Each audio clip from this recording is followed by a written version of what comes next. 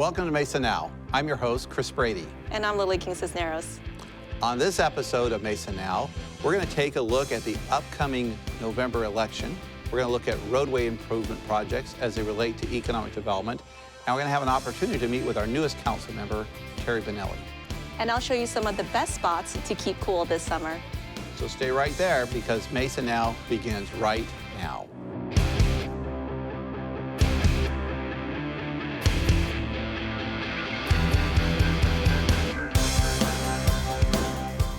Joining me now is Beth Huning, City Engineer, and Jay O'Donnell, Economic Development Deputy Director. Welcome, both of you. Wow, that's quite a title there, Jay. Welcome to the show. So we have some interesting things to talk about today with these two ladies. First of all, if anybody's been driving around Mesa, you notice there's been a lot of road construction going on. And some of that has just recently been completed. Some of it continues. But we want to talk to Beth first about these roadway improvements and kind of tell us, give us a little, because some of it we have just completed. So talk to us a little bit about maybe over the last couple of years, some of these significant roadway improvements. Kind of give us a highlight, maybe in some of those major projects around the city. Certainly, Chris, we've had a lot going on, and there have been a lot of barricades up, and we're really thankful that people are being patient with us. In Mesa, we can start kind of in the southeast corner if you want with Power Road. We just recently completed a couple of miles of 6-lane arterial along the ASU in the southeast part of the city. That was $38 million of street. That street was a joint project with the county, DOT, and the town of Gilbert. So it's a project, it's considered a road of regional significance, and it's pretty important to us. It's now the beginning of what we call the Power Knowledge Corridor in that area. So we've got some different signage out there. It's now complete and open, and everybody should find their way south there. So Beth, originally, I mean, Power Road went through that area before. Yes. So what happened? What did we change? I know there's some alignment changes. And did we add lanes? Kind of give us a sense of what happened It originally was kind of a 2-lane, windy, twisty road that was very difficult for people to drive. And we've turned it into a 6-lane arterial. And actually, when you get to Williams Field Road, you can see the road split apart, the north and the southbound lanes split apart. We had a lot of interesting physical features in there.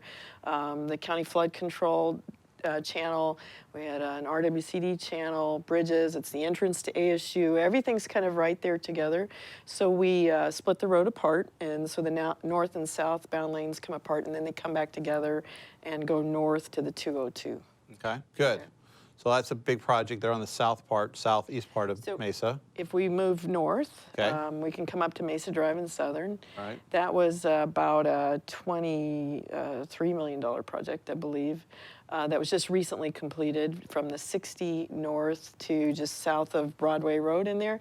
We are still working on a few little things along the alignment. The road is open, and we used a kind of an interesting new asphalt mix in there that we're kind of watching. Seems to be working quite well. Ride's very nice, and along the way we added some pedestrian-friendly amenities. We put in what we call hawk signals, which are 2 pedestrian signals along the alignment that allow people to cross in between the signals at the arterial street and the freeway and then north. And then we added along the east side quite a bit of pedestrian-friendly area with sidewalks and trees, new fences in the area, new alley gates, really upgraded the kind of the appearance of the area. Right now we're working on 3 what we call pedestrian plazas. There's one just at the 60 at Holmes. There's one at, will be on the southeast corner of Mesa Drive in Southern. And then there's one further north that's under construction at 10th. There'll be small parks. The one that we're building right now will actually have 4 exercise stations in it. So you can walk across the pedestrian signal, the hawk signal, and then come into the park, and there's a little loop around the park with 4 exercise stations. That one will be completed here very shortly, and the next one will start construction at Holmes. And then eventually we'll do the one at the southeast corner at Mesa Drive in Southern. We're also completing the landscaping around the major entry signs we put in right there as you get off the 60. So, Beth, you're making this sound way too easy and convenient, because this is more, when we started out, because this project took a while. So it's more than just a road project. So to kind of back up at the beginning of time, So in addition to putting down a really nice road with pedestrian crossings and these kind of nice little mini parks, talk to us a little bit what went under the street too, because I know that we're talking about streets today, but you don't just build streets. No, we You don't. did a lot more. So tell us about, because there were some big pipes that were buried underneath that street. So what was the purpose of a lot of that infrastructure? Well, Mesa Drive in Southern is one of our, shall we say, more mature intersections. It's been around, one of the longest intersections in the city. Under that street, there are so many utilities that go under the street, and they're all have outlived their useful life. So when we went in to do Mesa Drive, we know that we don't want to lay down new asphalt and then come right back in and dig it up. That's kind of something we don't want to see happen. So we replaced all the water lines. We did repair some of the sewers in the area. We installed a storm drain. And I think sometimes that's what people get more frustrated with construction, because they don't see the asphalt going down till the end. Right. And the asphalt tends to be kind of the easier part of what we do. It goes very quickly, whereas all the underground stuff takes a lot of time. We've got So some we major replaced a lot pipes of there. older pipes from the water side, I'm assuming. But let's go back to the stormwater. You put in some large pipes. So what's the purpose of putting those in other than just to carry the stormwater? I mean, issues are you trying to address in the neighborhood? Well, we have some ponding in there when it rains. The older neighborhoods were not built to our current standards, so they don't have a way to store the stormwater and release it later. So we had to go in and put in some additional piping to collect the water off the street and take it south. We find that in most of our neighborhoods that have been around a while that weren't built to standards, that water can really pond and flood them. So Okay. we take it out with the So big we've pipes. completed that phase of the project. Then we anticipate, based on the fact that we have new authorization, we'll continue Mesa Drive north from about 10th to Broadway. Broadway, Or to Main, sorry. Street. Sorry, So we're that'll- going up to the connection. something to with look forward Linebaugh. to. Yeah, it is. It's coming next. We are right now selecting a designer for the project. We'll soon be selecting a contractor, and we'll be getting out to talk to people about what they would like to see in that area and what Okay. we'd like to have built there. Another project you want to highlight? Moving west from Mesa Drive and Southern is Southern Avenue in the Fiesta District. We're doing a mile from Alma School and almost to Dobson, just east of Dobson. That project will finish up later this year. It's about a $10 million project, where it's what we call a roadway diet. I don't know, most people have driven Southern know that it goes from 4 lanes and then to 6 lanes and then down to 5 lanes there at the canal where we cross into Tempe. And so looking at the traffic volumes and doing some studies on that, we found we could actually take that road down to 4 lanes, make it more pedestrian friendly, create kind of a space that people could come to and enjoy, softer, more shaded areas. So we're working on that mile first, or that just short of a mile. Very quickly, we'll be bidding a project that will put in what we engineers call pedestrian nodes. That will be spaces along the way. We received a federal grant to build 5 of those spots along that path that will allow people to sit down, find shade. We'll have some water features in some of them. They'll be very, very nice places that pedestrians can enjoy and find some shade during the summer months as well.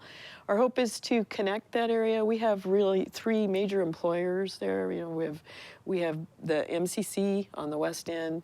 We have Banner Desert also there on the west end, leading all the way over to the mall at Alma School, and we'd like to connect those spaces so people can freely walk and use bikes and pedestrian path along there. Okay, very good. So now Beth's been talking a lot about exciting road projects. So everybody has been wondering why Jay O'Donnell from Economic Development is sitting next to you. She seems so just like totally captivated by everything you're saying. Well, let's find out why she's here.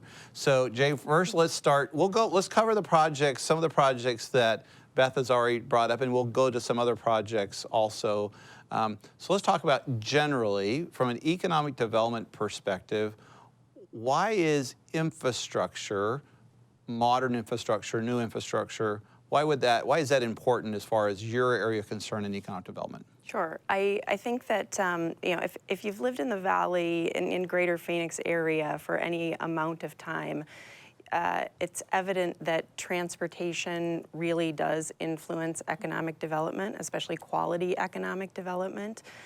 Access and connectivity is so critical, and especially in today's industry of economic development, when we're competing for projects against other cities, not just nationally, but internationally, companies are really looking for a place and a site that they can get to easily, that they can move their goods and services around easily, and allows their workforce to get in and out of their facility easily. So in terms of infrastructure, they're looking for roads, they're looking for easy access and transportation, but they also want to make sure, for example, with Apple, that the right infrastructure is in place from a sewer, water perspective, as well as fiber. So we also need to make sure that we have the right fiber and water and power that these companies can access very readily available, and we do. Okay, so let's talk about a specific example that you're familiar with, State Route 24, which just opened, I think, literally a couple weeks ago. Tell us a little about generally where that is and how you think that's going to benefit that particular area of the city. So this first section of State Route 24 links Ellsworth with the 202. Very, very quick, easy, convenient access, and basically opens up the southeast part of Mesa to the rest of Greater Phoenix. Once you get onto the 202, you have very easy access to the 60, the I-10, the Loop 101, and so it really opens up an entire distribution corridor for businesses who need to move their goods and services to California, for example. Hop on the I-10, and it's a very easy route to accomplish. Not only does it get you to the Southern California markets quickly, but it allows companies in the southeast part of Mesa to access the seaports for international distribution as well. Okay, pretty impressive. So Beth also mentioned the completion of Power Road that goes in front of ASU Polytechnic. I'm assuming that just the fact that easier access into a facility of higher education has to be good for the city, even from an economic development standpoint, just being able to grow that campus and bring more students there, maybe other enterprises that might come there. Any other projects you can think of? Maybe not just, maybe give an example of other projects you can see around the city. You mentioned Apple. Let's talk a little bit about the Apple project. So first, let's start with Beth. Beth, tell us a little bit about the history of what it took. And at the time, we were building it for First Solar. So what are the types of projects that we had to put in place for First Solar initially? And then we can talk about how that important that was to Apple. So we were approached by First Solar. They came in and they needed certain infrastructure improvements. How were you able to meet their needs? Well, as you know, Chris, they were on a fast track. They wanted to get the facility built and online very quickly.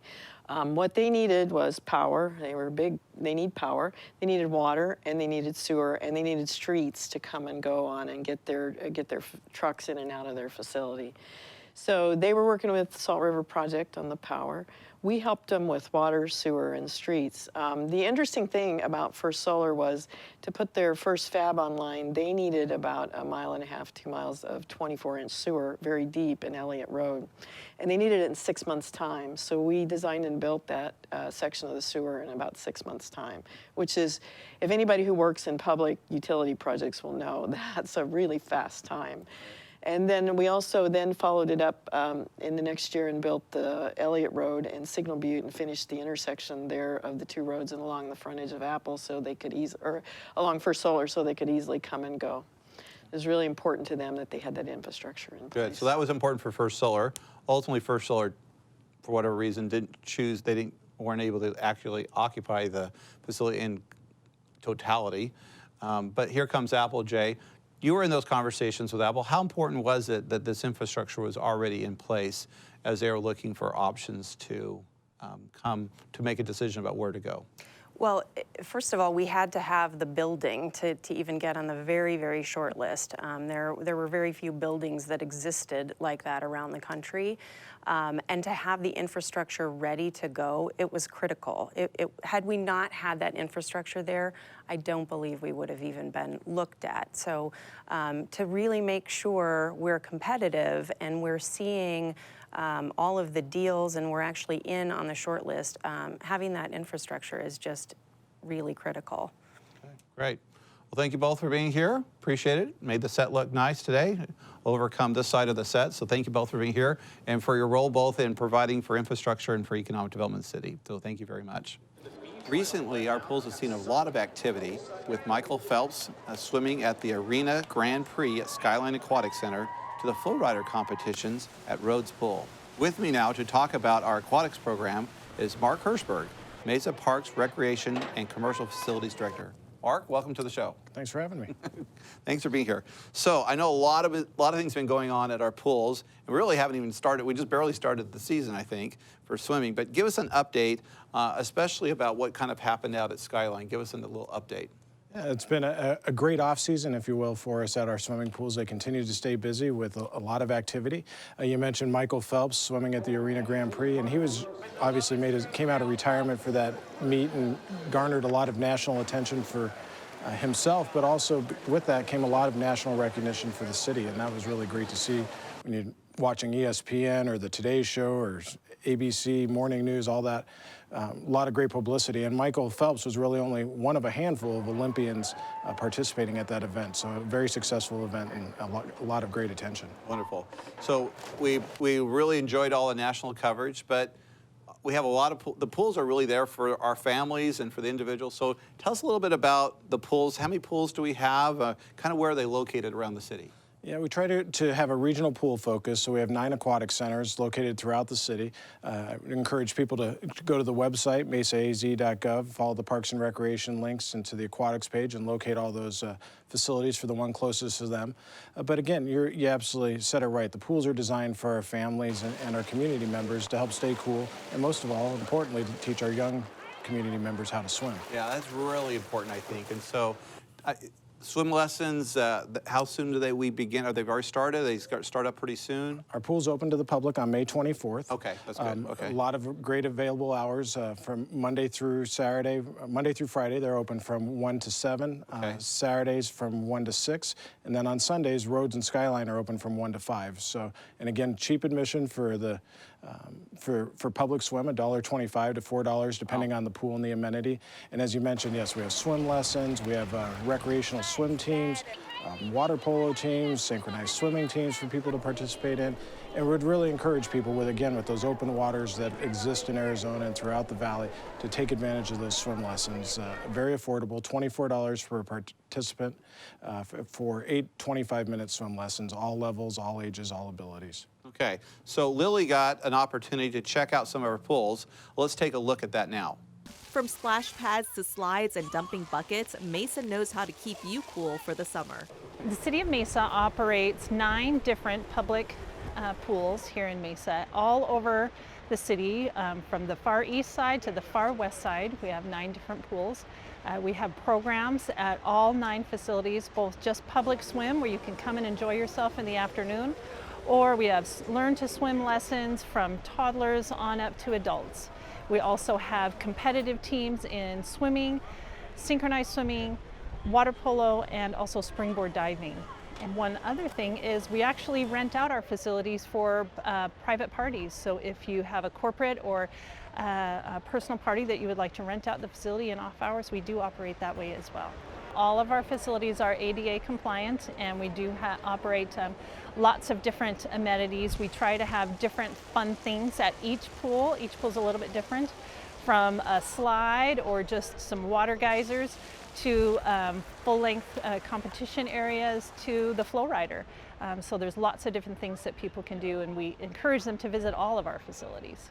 And if you're feeling a little adventurous, try out the Flow Rider, the best surfing spot in the desert. Flow Rider technically is a simulated surfing machine. Really what it is it's an opportunity to surf here in the desert. So a sheet of water shoots over a really thin surface that's really soft, and you can boogie board and surf on it right here. So it's fun. We have boogie boards, we have stand-up boards, and I've seen anybody do it. We've had little kids on it, I've had really old people on it that are all in there doing tricks, and our instructors are out there teaching them how to do all the different things.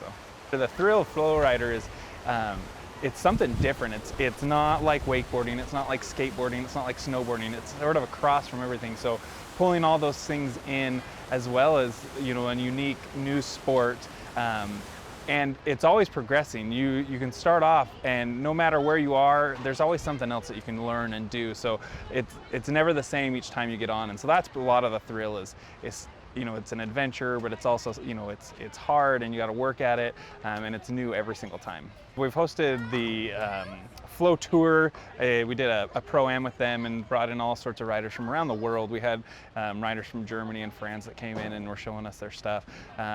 We're not hosting any of those this year, but we're hosting a Flow Jam that's going to sort of host all of our local riders here in the Phoenix area. We're going to bring some people up from Tucson and whatnot to ride. So once you pay for your Flow Rider, you're in the facility, so you don't have to pay the entrance fee on top of the Flow Rider entry. You just pay your Flow Rider and then you're free to use the facility, which has a zero depth, the beach area, splash pad, all those things. So it's a lot of fun to bring out the family and ride the Flow Rider, but then you get to hang out at the pool as well. My son loves to do Flow Rider, and I'm so happy that Arizona has a Flow Rider. I think it's one of the only ones in the area, so we were really fortunate to find this place. I couldn't believe the cost. $5.50 per hour per child is an unbelievable price, so I think we're going to be here all summer long. The Flow Rider is a big draw. The kids love the Flow Rider. But what keeps them here is the diving boards, especially the high dive. And this is the coldest pool around in the summertime, so they always come to this pool. So if you haven't quite figured out what to do this summer, be sure to check out Mesa Pools. Visit them online at mesaaz.gov/aquatics. I can't think of a better way to cool off this summer going to our pools, but there's more to come. So Mark, tell us a little bit, give us an update about the Mesa High Pool. Yeah, the Mesa Aquatic Center located at Mesa High School will be at the corner of Southern and Harris. We're very excited to work with the school district. We're just proceeding with our intergovernmental agreements and moving that process along. And once school's out, we'll begin construction over the summer and hopefully have that open and ready for everybody to enjoy next summer. A lot of great amenities going to be at that pool, and a brand new amenity that doesn't exist at any of our other 9 facilities, and that's the addition of a lazy river, as well as a swimming pool with 8 lap lanes as well. So there'll be that opportunity for swim lessons again, our recreational swim teams and those activities to occur. But again, the lazy river is something we're excited to introduce into our portfolio of aquatics offerings, if you will, and introduce that to the community. You can go down big slides, you can go surfing, and now you have a lazy river. There you go. That's pretty awesome. Completes the cycle. All right, Mark, thanks for joining us today. We appreciate it. Thank you.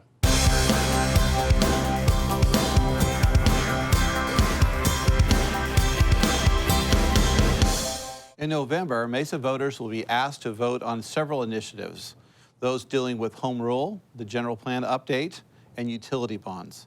So with me now today to talk about these major items that will be on the election is first, to my left, Candace Canistaro, who is our budget director, John Wesley, planning director, Dan Clevenger, who's water resources director, and Frank McCrae, energy resources director. So thank you all for joining me today.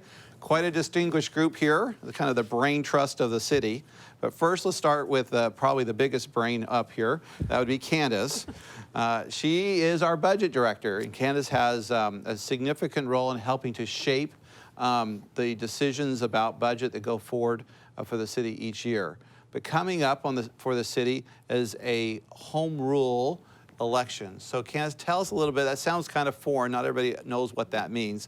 Give us a little background or kind of explain what that home rule, what the election's all about. Okay, thank you, Chris.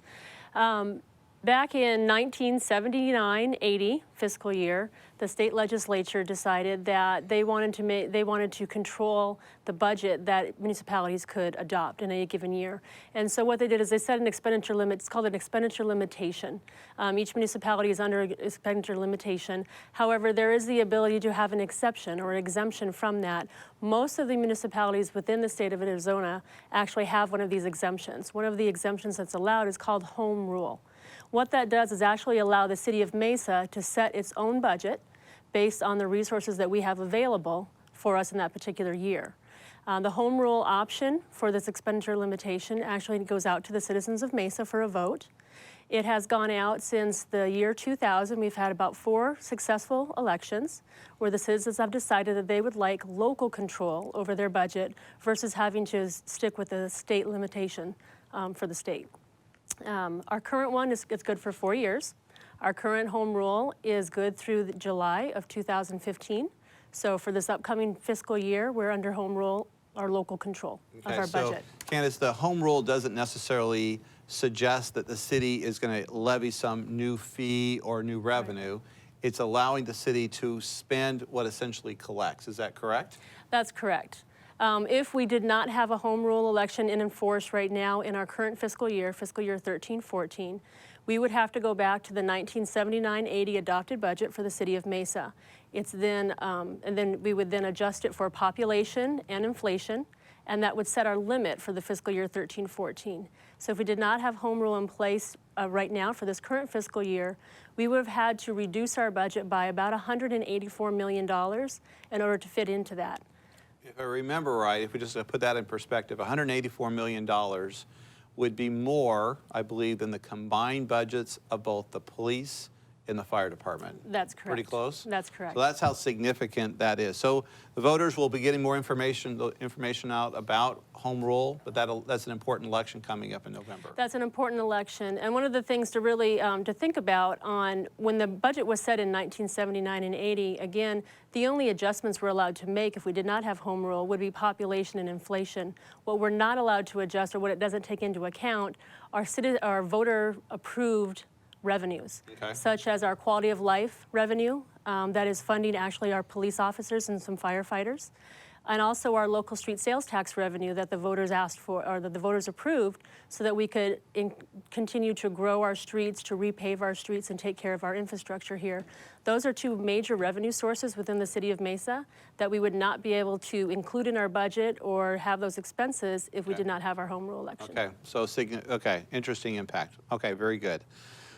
John, so talk to us about, we have this vote that has to come up in November regarding the general plan. So first, let's just talk about what is a general plan anyway? It sounds very general. So what is it? What's the purpose of a general plan? Sure. State statutes require cities our size to have a general plan, and it looks at all the different services provided by the city, and it looks at how we want the city to grow so that we are organized and prepared to efficiently extend the utilities and the infrastructure of the city, do so in a cost-effective way. And so it looks at everything from the type of development we have in different places to streets and fire and so forth, and establishing again, general policies and procedures for how we're going to do that. So is it just the average resident, why is it important for them to look at this issue, to be aware of this issue as far as an election? What does it mean to them? Sure. I think there are two main reasons for that. One is it does work with the development process and helps set some ideas for what might happen where and develop in the city. So if you've got that vacant lot down the street and you wonder what might happen on that vacant property, what the possibilities are, it helps you understand that better. And the other thing, again, comes back to the city budget and finance process by establishing where we want to go and what the infrastructure needs are and so forth. In this helps them kind of understand what the city's programs and policies are. So your plan kind of lays out kind of the direction the city is going. What's the vision, the term, how far out does this plan look? Sure.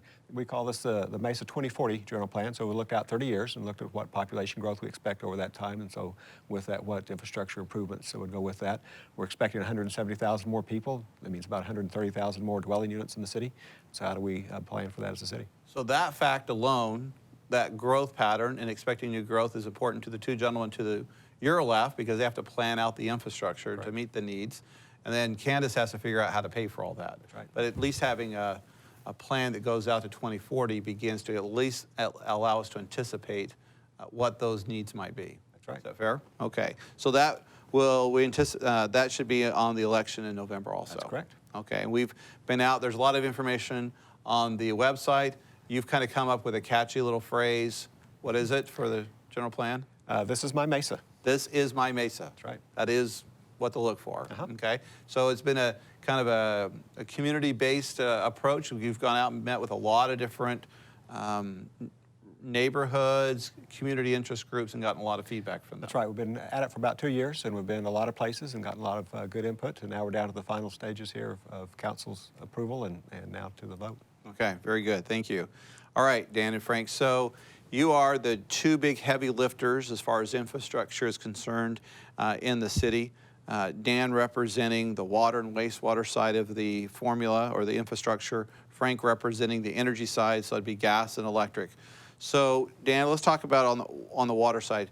As you look forward to your needs for the future as it relates to infrastructure, give us a highlight of the types of projects that residents might expect to be funded by future bonds. Sure.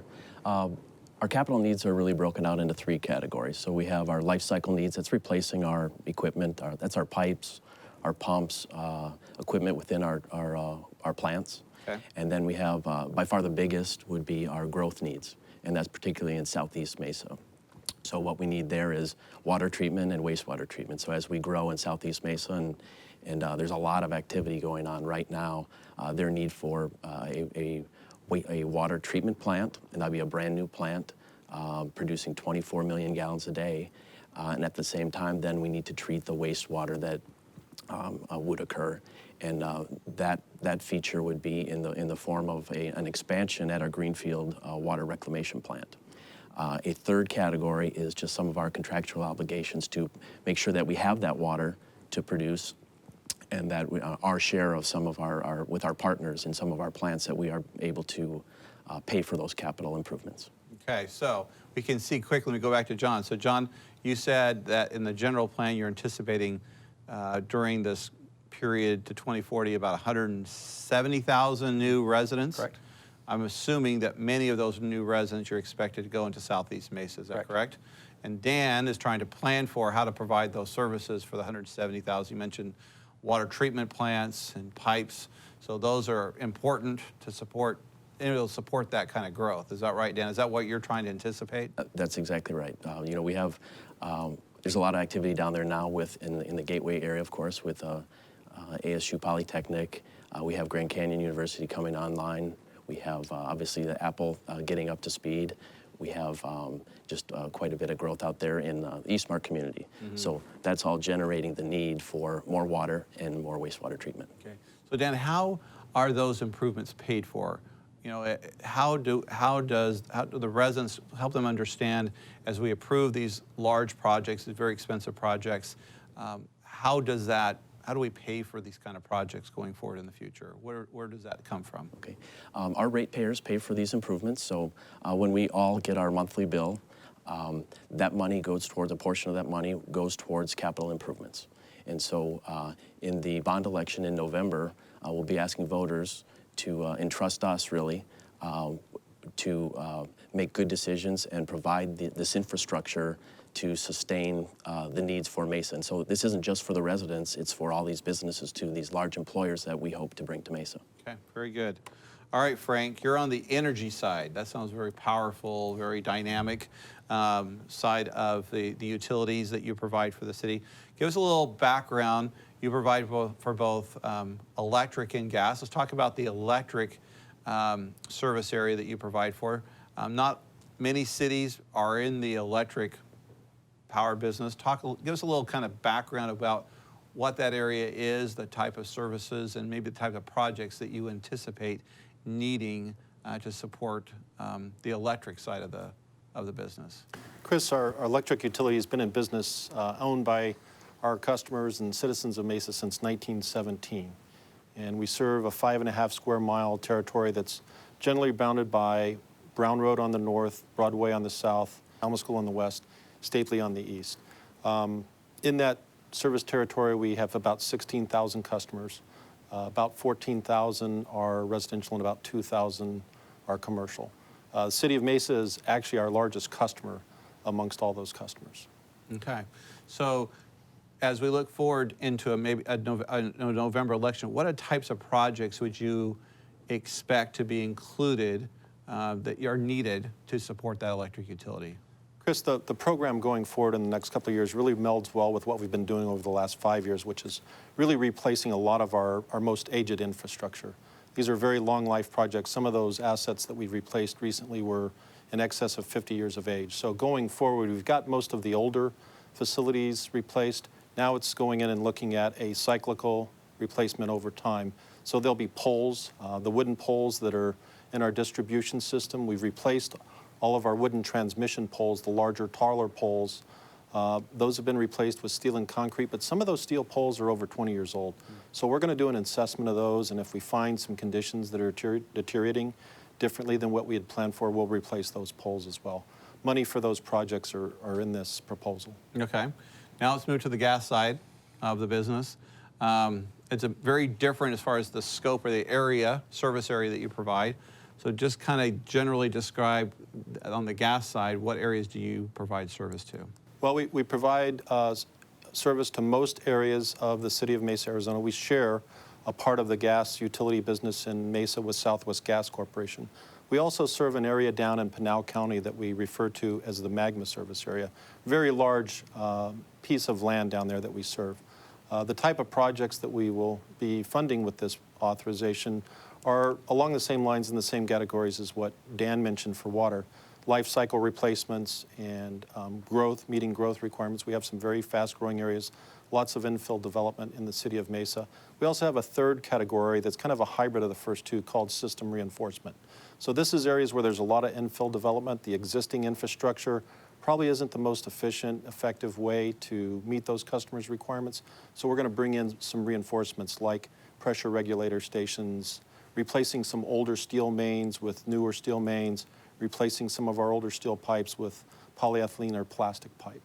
So again, the question I asked Dan is, how are these improvements paid for? How do you recover back these costs? What means do you use for that? The cost of the bond payments will be recovered directly from our customers through the rates that the customers pay. So the users, both for Dan and Frank, the users are paying for these capital improvements, these utility improvements, not general taxes of the city. If you use it, use those services, then that rate helps to cover that cost. That's correct. These are what are categorized as revenue bonds. So the revenues that go to funding or paying those bond payments are directly from the customers who utilize and benefit from those long-lived assets. Okay, very good. Okay, so a lot of items on the November ballot, everything from home rule, the general plan update, to both water, wastewater, gas, and electric bonds. Did I miss anything, Candace? Did I get everything? I think we've gotten everything. Okay, All very important. Very important. So pay attention. A lot of information will be on the city's website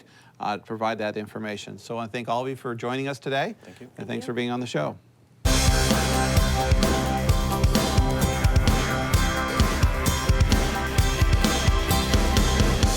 With me now is newly appointed District 2 Council Member Terry Benelli. Terry, welcome to our show. Thanks for having me, Chris. We're excited to have you on board. So you were appointed to the council about 4 weeks ago. I think that's what we determined. So you're still very new. Yes. And I guess we need to kind of explain how this transpired. So when Mayor Smith resigned from the council as mayor, then the vice mayor, then council member Finter, who was representing District 2, became the mayor for the city of Mesa. As a result, the District 2 council position became vacant. I don't know if that's the right word. Became vacant as he is now serving as mayor until the election in August, in the end of August. So you then were appointed to fill that seat, District 2, Councilmember Fincher's seat, for the period of time until a new mayor is appointed. Did I get that correct? I think so. I think sounds right. Yeah, a little movement around. But this is exciting because we've known Terry. She's worked with the city on a lot of other areas, and so it's kind of nice to have you with us on a more frequent basis as a council member now. So before we kind of talk a little bit about being on the council, maybe let's give a little background to everyone, a little bit about before you were appointed to the council, what were you doing? Sure. Chris, I moved to Mesa in 1986 and actually live in the same neighborhood. I moved from a townhouse to a single-family home when we added children to the house. But been very active in what I used to be in District 5 until the last redistricting happened and the boundary moved from. So you didn't move, the boundary moved, okay. The boundary moved from University up to Brown, and I live on Adobe. And so been very active back to the point in the early 90s when Mesa had an initiative called Building a Healthier Mesa.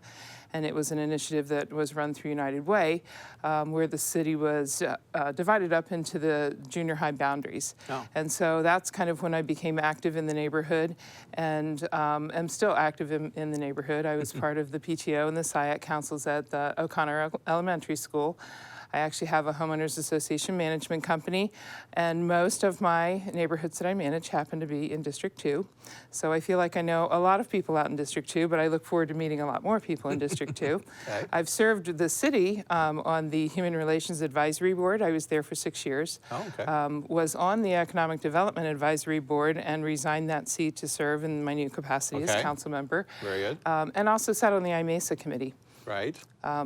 along with several nonprofit boards. And Okay. I also ran a nonprofit here in Mesa called Neighborhood Economic Development Corporation.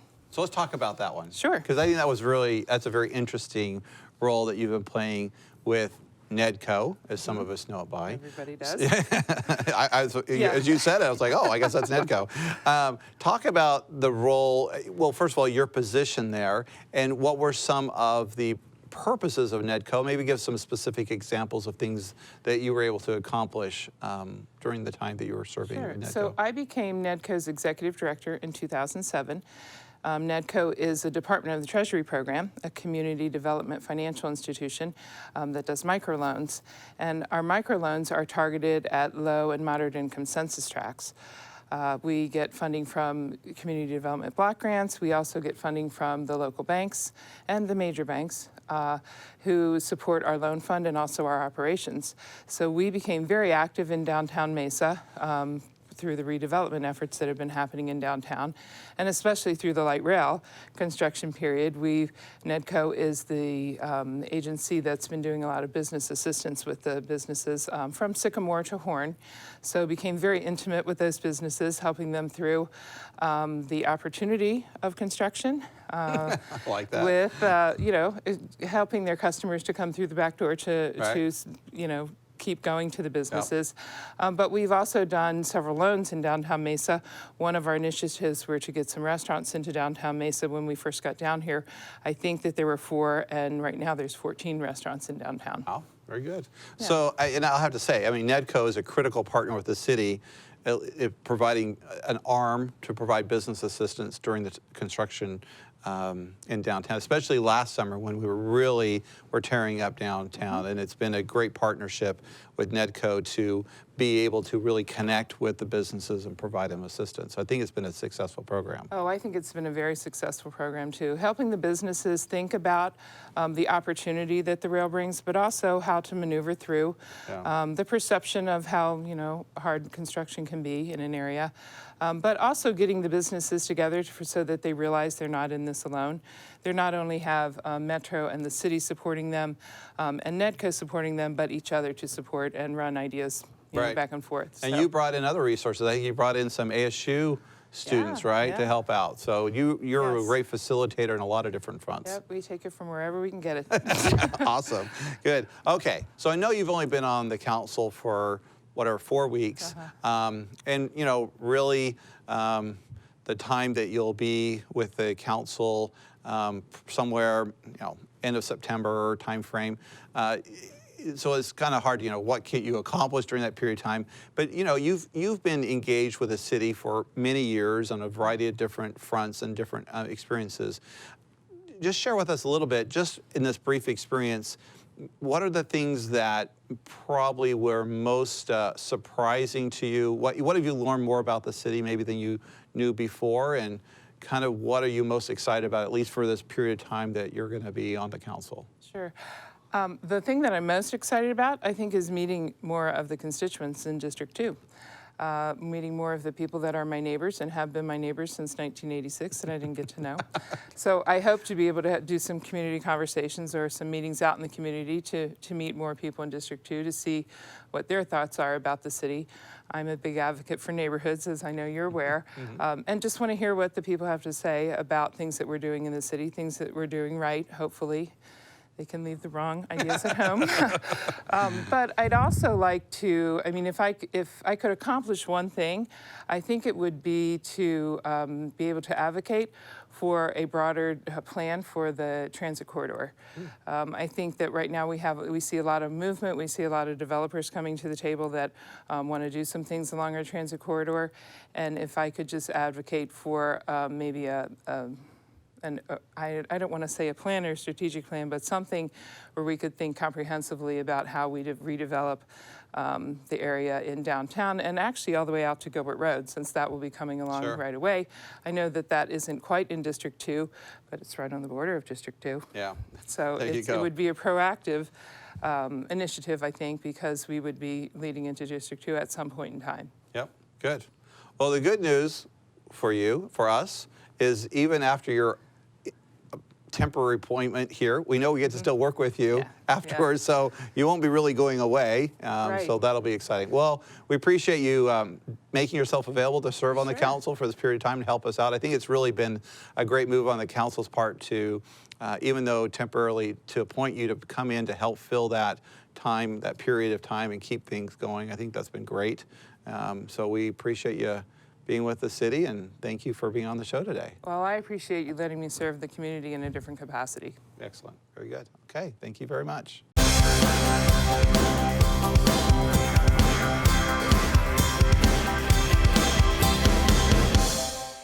Well, Chris, with summer approaching, the weather obviously is going to be in the triple digits, and that means trying to stay cool and hydrated. And that also includes helping people who are, obviously less fortunate than us to stay hydrated and cool too this summer. That's right, Lily. For the 5th year in a row, we'll be holding a hydration donation program. So we'll be partnering with the United Food Bank and be donating water to the homeless and those in need. So how can people help out or contribute to this campaign? Well, we make it really easy. We allow for donations of water bottles to be used, received at our libraries, our fire stations, the pools. Community partners like the food bank will also be collecting the water. So we encourage everyone to look for those opportunities because they really are helpful. We literally even have some of our staff members handing out water bottles in our parks. So we invite everyone to donate water from June 2nd to September 12th, the hottest period of time here in Arizona. All the water that is collected will go to the food bank, as well as I mentioned before, that our park rangers will be able to pass them out to those in need around the community. And it's very vital because it's a great resource. A lot of the times, these unsheltered homeless people, they don't have an opportunity to either get water, or they're going from a shelter to a food bank or somewhere else where they're in transition and there's no access. Right, and they spend a lot of time outside during the hottest times of the year. So having access to water is very important. So we really encourage individuals, families, groups to come together and donate the water. It's been very successful, and we want to continue that for this coming year. That's great. It's a great program. And speaking about summer, I heard some rumblings down Main Street. Literally. Literally, exactly. Big trucks moving in, turning some dirt, so that obviously means light rail construction is back on. Well, if you've noticed, we've built a large moat coming down Main Street. It's a big slip and slide. A big slip and slide. We've excavated the center part of Main Street through the downtown area. We obviously have a kind of a no construction of light rail period during the winter and spring months, beginning in May. Construction started up again in downtown. So they've taken the center lane, essentially has been removed fairly deep, and so we see the beginnings of the area where the light rail track will be laid. So that will continue through the summer months until we get to October, and then we'll transition back outside of downtown. So what can residents or even visitors come to expect? Obviously, Main Street is still accessible, right? People can still come down to the Art Center to visit, to do some shopping, and go eat at restaurants. Yeah, it's not nearly as disruptive as it was last summer. There's still one lane of traffic straight through downtown Mesa. Everyone will have to be aware. There'll be sometimes where intersections will have to be blocked off, but we'll get that information. But right now, actually, you have great access to the front of the businesses on Main Street. But if you want to avoid the construction, remind everything about downtown Mesa. There's easy access from behind. Almost all the businesses have a rear entrance into their business. Plus, that's where most of the parking is in the back of the businesses. So come on down to Mesa. There's still a lot of great places to eat and shop and plenty of parking. Yeah, and also it's free parking. And free parking, even more important. Even exactly. more important, yeah. Well, we had a really full show today. We did. We've had a lot of great visitors who've come up, and we'd like to thank all our guests for the show, for appearing on Mesa Now. I think we had a lot of interesting information. Absolutely, and if you have any more questions or want to look for some of the programs that we featured here, you can visit our website at mesanow.org. We want to thank you for watching our show, and we'll see you next time.